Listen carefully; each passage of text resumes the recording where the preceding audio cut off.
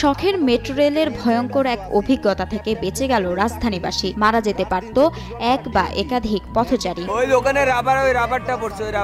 হঠাৎ খুলে পড়ল মেট্রো রেলের ভায়াডাক্টের একটি অংশের স্প্রিং। সকাল থেকেই বন্ধ রয়েছে আগারগাঁও মতিঝিল আগারগাঁও রুটে মেট্রো রেল চলাচল।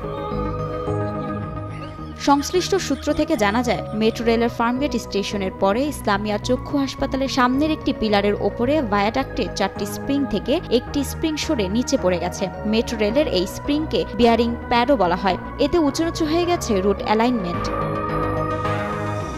রেলগাড়ি যখন এই বিয়ারিং প্যাডের উপর দিয়ে যায় তখন তা কিছুটা সংকুচিত হয়। গাড়ি চলে যাওয়ার পর সেটি আগের জায়গায় ফিরে আসে। যেহেতু ছবিতে দেখা যাচ্ছে ভায়াডাক্ট আগের জায়গায় ফিরে আসেনি, সেহেতু বিয়ারিং প্যাডের কার্যকারিতা নষ্ট হয়ে গেছে, নয়তো বিয়ারিং প্যাড এখান থেকে পড়ে গেছে বলে মনে করছেন বিশেষজ্ঞরা।